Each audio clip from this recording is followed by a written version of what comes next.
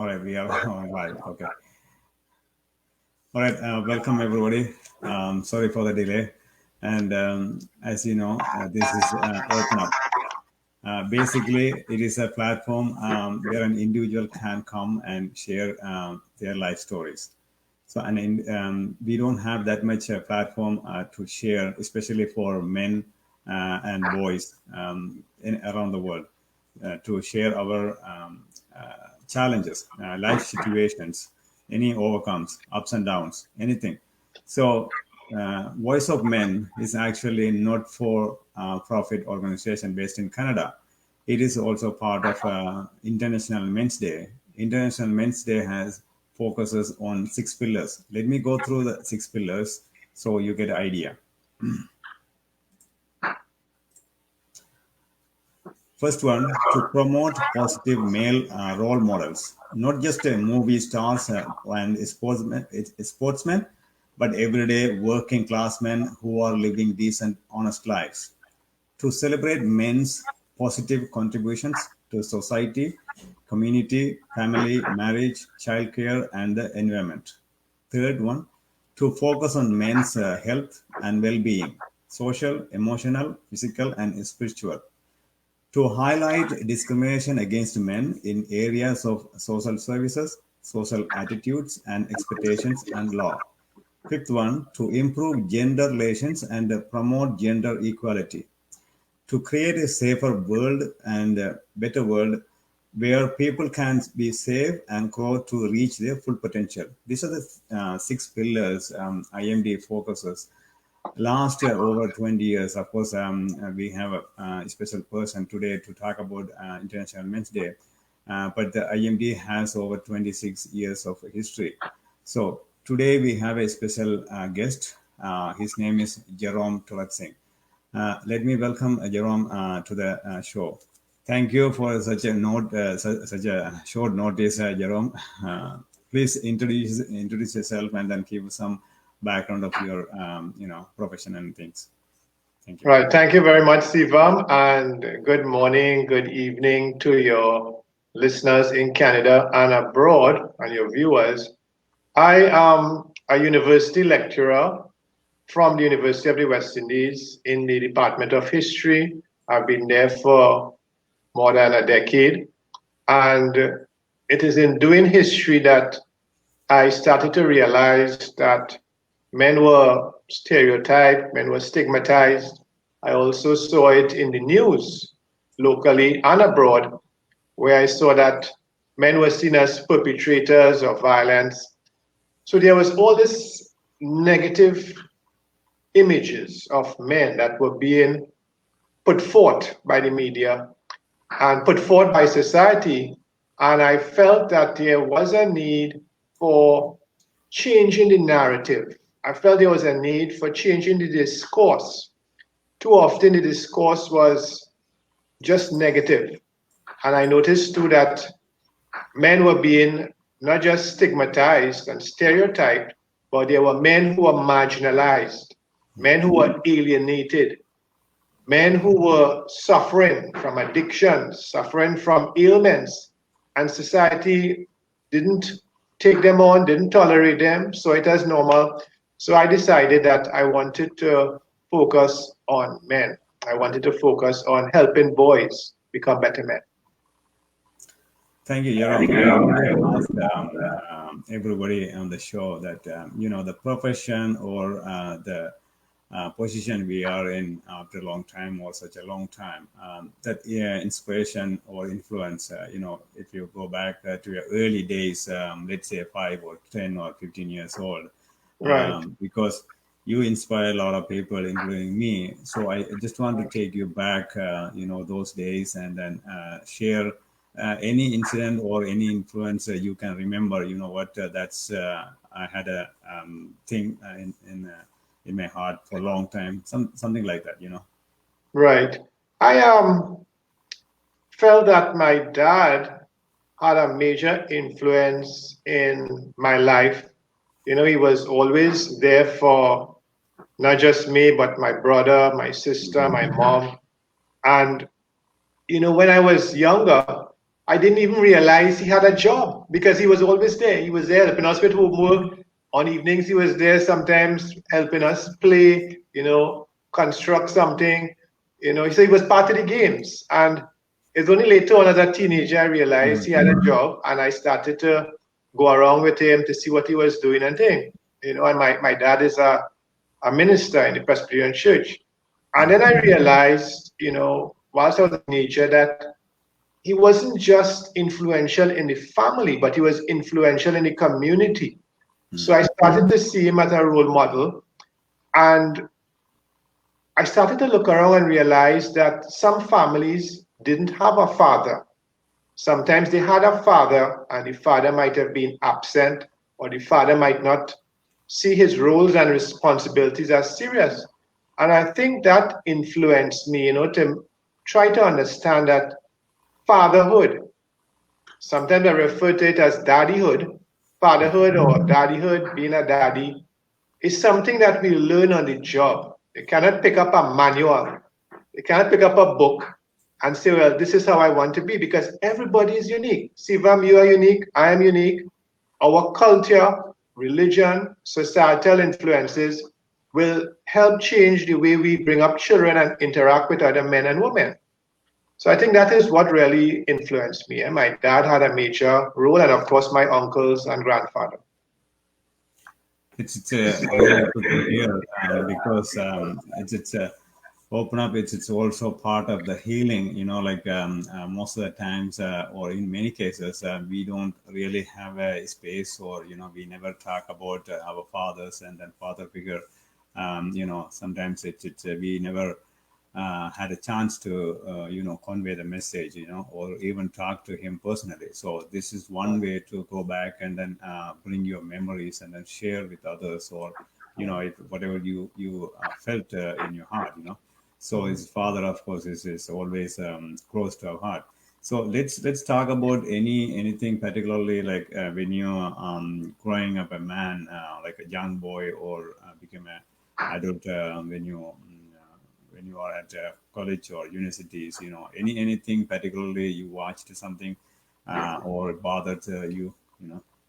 I What think on? whilst I was at secondary school Mm, or college, I think you all call it college in North America, while I was at secondary school and whilst I was at the university, I realized that many of the young men and older boys felt that they were privileged to be a man. They felt they were entitled. And this sense of entitlement made them become less focused academically, less focused on sports, even because they felt they were entitled to a job. They had a position in society waiting for them. And some of them got a rude awakening when they realized they didn't have a job, and some of them were underemployed or unemployed. Some of them maybe had a relative with a business and they saw themselves getting into that business. So I believe that it was a wake up call for me when I realized that some of the young men I was associating with felt that being male would be an easy ticket to a job or an easy ticket to life. And they didn't have that work ethic, that discipline, that productivity, that I expected from others around me. And it kind of made me realize, that there was a gender imbalance, and this was creating a lot of friction between men and women. Many of you all would have heard the term patriarchy, so all these things made me realize, that there was a problem in society that people were not tackling. It's really eye opener for some people, not everybody, because as a man and boy, we go through so much pressure, or so much things culturally, or religion, or anything, especially on the social economic pressure. But not everybody taking a step, or think differently, because we met. It's great to see the influence where you get it. Let's talk about the International Men's Day. Where did you, or how did you come up with that, or how did you start that? I realized during the 1990s that there was no day focused on men. There was a Father's Day, but not all men are fathers. Hmm. And I realized that there was a lack of unity amongst the men's organizations. There were so many divisions amongst the Yes. men. And on November the 19th, 1989, there was a football game or soccer in Trinidad and Tobago, and it brought unity. We were playing against the United States, and it brought my country together. Hmm. We transcended class, gender, ethnic, religious, geographical barriers. And I felt I wanted to preserve this day as in the future, as a sort of legacy, so that the present and the future will remember a day in which people were united. Men, women, children, we were united. There was harmony. We didn't have racism. We didn't have religious discrimination. Football, soccer had brought us together. Sport is such a unifying force. And Sivam and you all will know the importance of cricket, and baseball, and basketball, as helping unite countries and the world. So Exactly. I felt, that November the 19th was important. And interestingly, it's the birthday of my dad. So it was a double reason why I should try to promote this day. And I felt that the time was right. I always feel everything happening for a reason.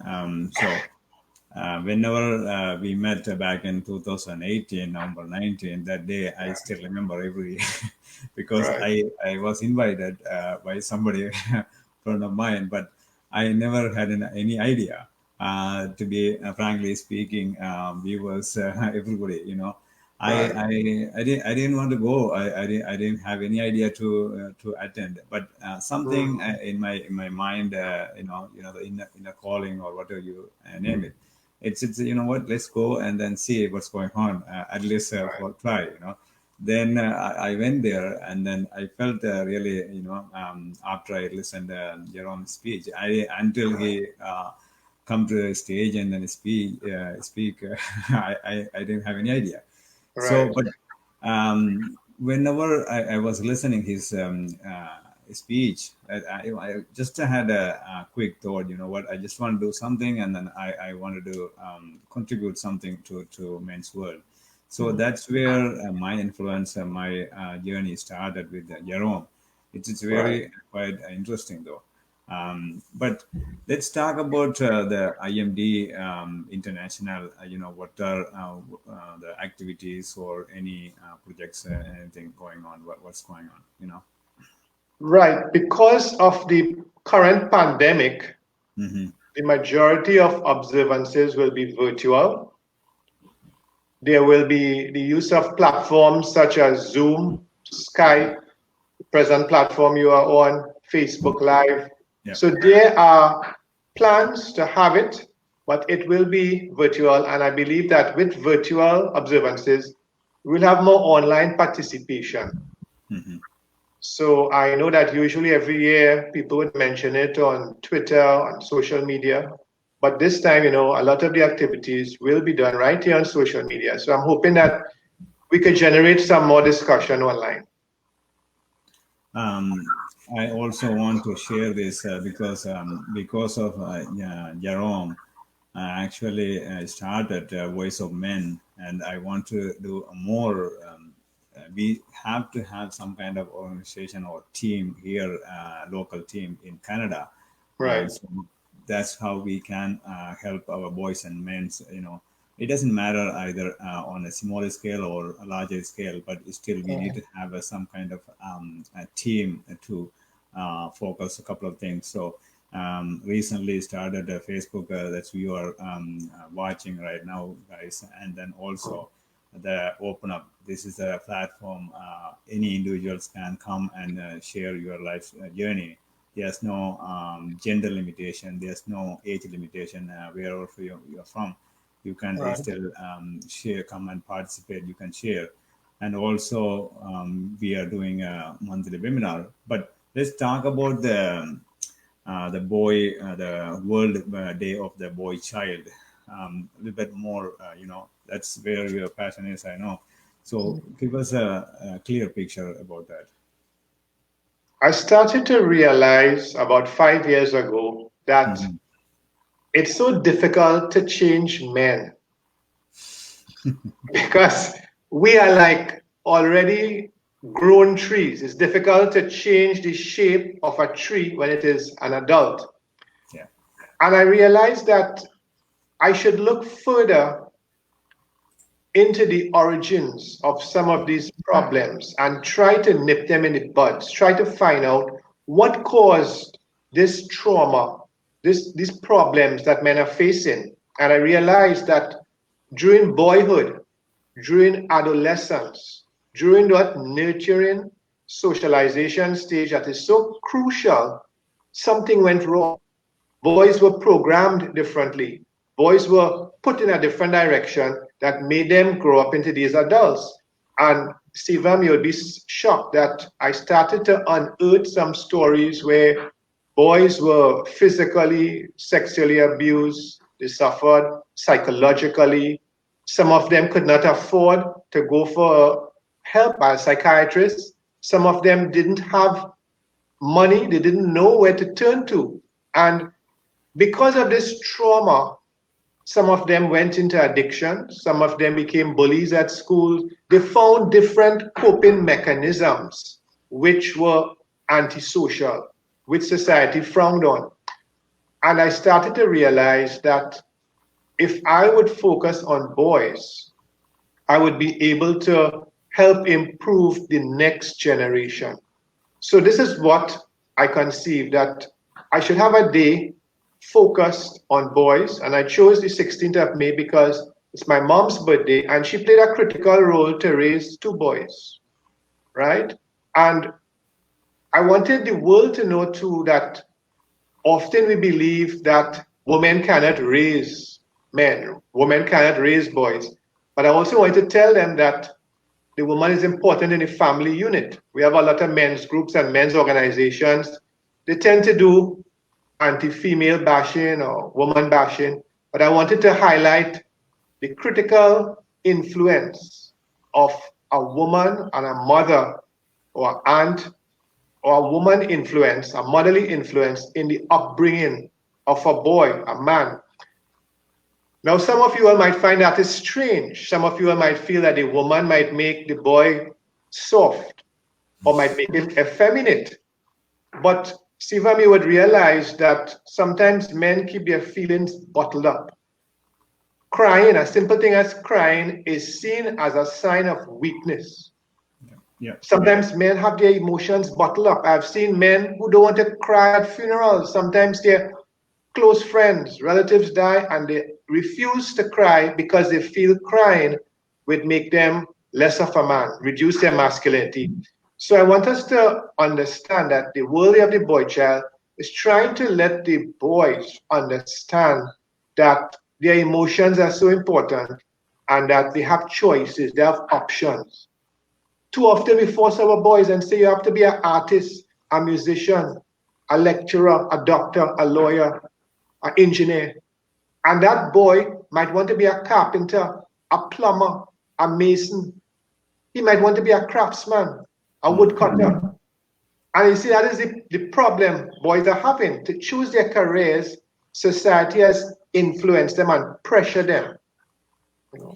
Um, it's very quite interesting, and then of course it's shocking, and it is good to go back and then you touch a few very important points, Jerome. The social pressure, or it's decades and decades, for centuries and centuries, in any ethnic groups. It doesn't matter what race or what caste or whatever, Yeah, what nationality you are from. But the thing is, we men, it's the way the society raised, or caught up in I don't know. It's so unfair, because end of the day, soul is a soul. There's no difference between men and women in a yeah, life of equation. There's no, you cannot take one and other. it's men and women. It's supposed to be in the equation, though, right? So, of course, the tears, the under pressure, whoever, the father or any kind of man, they don't be openly discuss or anything, even tears. Of course, sometimes only when we see movies or something like that, just we see some incident, we just saw some tears, but nothing else. Like you don't really cry. We don't Yeah, even talk about crying. It's very shocking. yeah, Let's because you wrote a book and then you did a lot of works around men and masculinity. So let's talk about the social pressure. What's the commonality or what are the major things that you see in those areas? Any when you go back in history, when you compare any yeah.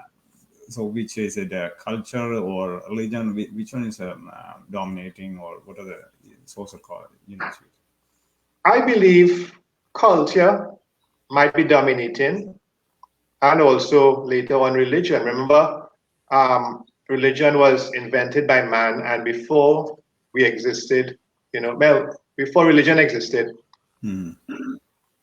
we grew up as tribes. Men had to be the warrior, the Yep. protector of the tribe, protector of the civilization, so that man, early man, was the hunter, the gatherer, the fighter, the protector of the village, the protector of the family, Hmm. and that translates into the 21st century breadwinner. He has to bring home the money. He has to be the major earner. So that there are cultural pressures where the man was supposed to be the protector, the guider, the advisor. And if you look into the culture, the priests, the military, all these people were men. It was later on, much later on, women came into the picture. So that cultural pressure, and then later on the religious pressure, programmed or put men into certain prescribed roles that put that pressure on them, societal pressure. So it is difficult to try to change that narrative, because when you start discussing that, it's considered taboo, and people might think you're attacking their religion or you might be attacking their culture. All right. Um, I was trying to explain to one of my friends, about equality and equity, and he was telling me about the caste system in India, and that everybody had specific jobs, and you were born into a caste, and you remain that way. So you see, that is one example where culture and religion, meets resistance when it comes to promoting some of the objectives of International Men's Day. Um, yeah. The other thing is, I just want to ask you two things. Also, it is a common and comment, and then also I will ask you. Not only the men, also some of the times, or many times, I come across we don't realize, or they don't really in the position of accepting, when we have emotions, or we can share or anything. It's very sad to see that, because unless they don't realize it or recognize it, it's very hard to open up. That's why there's under pressure, and then they take after a certain time, it goes to in a different direction. So let's talk about the from the woman's perspective. Like not only boys or men, so we had to understand, recognize the problems, so that our own boys and men facing the problems, how we can come out from that, but also uh, from the society point, or from the women's side. Let's talk about that. How do you see, or what are the things you want to see, like from the women's side? I think that the women need to understand what the global men's movement is trying to achieve. Hmm. The women also need to understand also that all men are not evil, and not all men would be aggressive, because it's very easy to take a brush and just paint Yeah. all men as, being rapists or being murderers.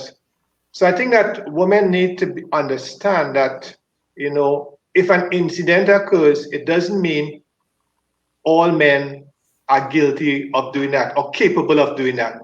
So Mm. that we need to avoid the generalizations. And I think what is very unfortunate is, and Sivam, you would know too, the Me Too movement, which started off in the United States and spread, it has been given some traction, and it has now, sort of polarized men and women in some societies. Yeah, and also the law, the way it is set up in every part of the world, across the world, it's really it's favor of woman or favor of a child. It's unfortunate. I don't know where they come from or how did they set it up, but Yeah. it's very unfortunate. The good thing you pointed out that it's also the women. They had to think, they had to realize, they had to understand. I think that the missing part is the communication, though, because Yeah. understanding from their perspective, how as a boy, because they are the one actually very attached to the men's side, rather Mhm. than men to men, the Yeah. woman. So they have to understand that. Anything else you want to add? I know you are you had to leave, but anything in your mind that you want to add before you let you go? I think that what I want to end off with is to say that if we have to create the change that, International Men's Day wants to see, we need to have institutions, we need to have governments, organizations, NGOs on board. We cannot be having part of society moving in one direction and the next part of society moving in the next direction. So that, if we have some good six objectives, we cannot have, for example, the court system. We cannot have the court saying that if there's a separation or divorce, the kids or the child goes to the woman, goes to the wife or the girlfriend. There's an inherent bias, that the woman is more caring and the man cannot care for the children. So this is what I'm trying to say, that we need all institutions. We need to try to create a transformation that would transcend government organizations, everyone. So this is what we need.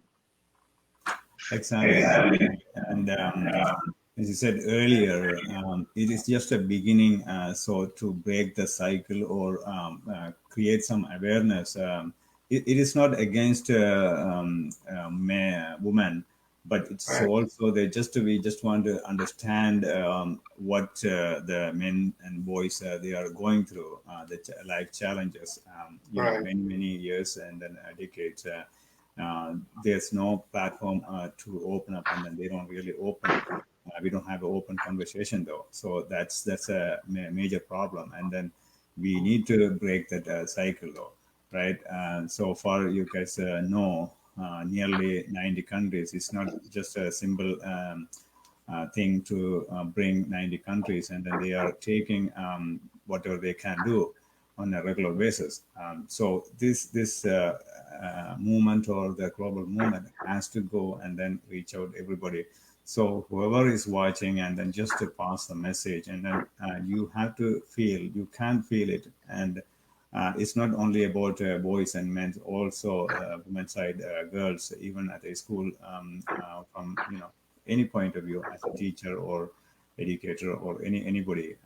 So the government agencies too, they had to realize so many things. So there are number of things happening around the world related to men, boys and men's. So, but still, there are so many people. They are not coming out, or they're so scared to come out and then share what's going on. It doesn't matter child abuse or even big adult man. After I started this show, I heard a lot of stories within my community, Tamil communities. There are so many men. I mean, they don't have that capability. They are scared to come out and then share a lot of things because the family or the society or the community, whatever you name it, they don't want to come out. So it is very sad to see that. But at least, if not our generation, at least the next generation can take a part, and then at least they can realize, especially the young generation from the college or universities or high school, they had to realize, they had to know what's going on, and then they had to break the cycle though. So thank you, Jerome. I really appreciate that.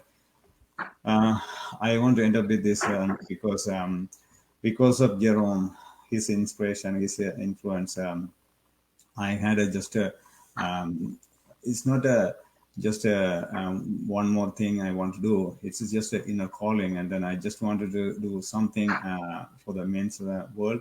So that's, as a man, I knew my father also passed away when I was 1.5 years old. So I know the struggles. I witnessed so many things, but we never realized. But this is the way we have to come out, and then we had to share things. Jerome, one more time, thank you. I really appreciate that. Just I can you can leave if you want. So just quickly closing. Whoever is willing to come and share your life experience on Sundays from 10 to 10:30. You can come and do it in English. This is, as I said earlier, there's no gender limitation or age or any part of the world you can come and do it. Or if you cannot, on Saturdays from 8:30 to 9 o'clock in the evening Canadian time. And also I am doing a Tamil show from uh, 7:30 to 8 o'clock on Wednesdays evening Canadian time again. Thanks a lot, everybody. So pass the message. So please get in touch. Voice of Men. Thank you. Thanks a lot. Take care. Bye-bye.